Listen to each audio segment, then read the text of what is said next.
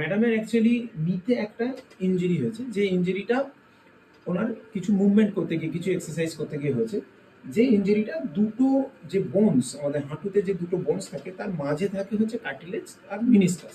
তো ওখানেই একটা ইম্প্যাক্ট হয়েছে, হাই ইম্প্যাক্টফুল এক্সারসাইজ ছিল, তো সেই জন্য ওখানে একটা ইম্প্যাক্ট হয়েছে। এবার এই ইম্প্যাক্টের পর উনি আইস দিয়েছেন, যেটা ন্যাচারালি সবাই এখন করে, আইস দিয়েছেন, রেস্ট করেছেন, তারপরেও ওটা থেকে যাচ্ছে না।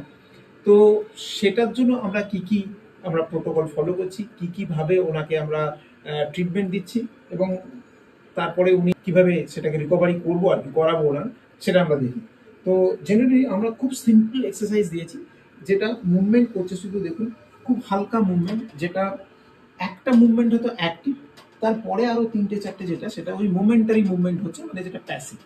এতে কি হচ্ছে, এখানকার যে মেকানো রিসেপ্টরস সেগুলো অ্যাক্টিভ হচ্ছে, তার ফলে কি হচ্ছে ওনার পেনটাও কমবে, সোয়েলিংয়েও কমতে হেল্প করবে, তার পাশাপাশি ওনার মুভমেন্টটা রেস্টোর হবে। ঠিক আছে, কেন ওনার পুরো মুভমেন্ট হচ্ছিল না, পুরো যে একটা নি যতটা ফোল্ড হওয়া উচিত, যতটা এক্সটেন্ড হওয়া উচিত, এই সমস্ত জিনিসটা হচ্ছিল না।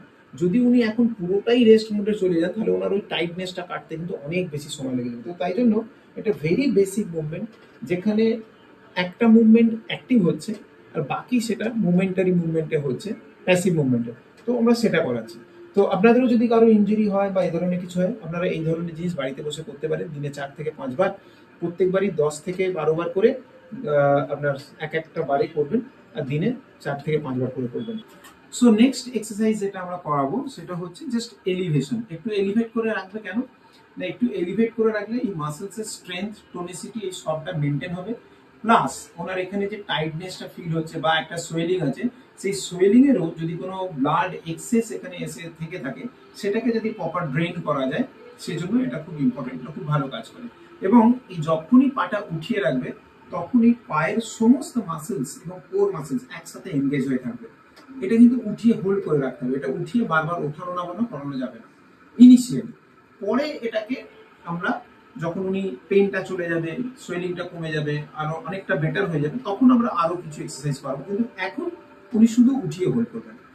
ওকে, নেক্সট দেখুন, এবারে আমরা যেটা করাচ্ছি সেটা হচ্ছে এই গ্লুটসটাকে, সেটাকে কি করছে, টাইট করছে আর রিলিজ করছে, টাইট করছে আর রিলিজ করছে। কোন মানে আমাদের যেটা পাছা বা হিপ, তার যে মাসেলস, তো সেই মাসেলস গুলোকে সুইজ করছে স্ট্রং করে, আবার ছেড়ে দিচ্ছে।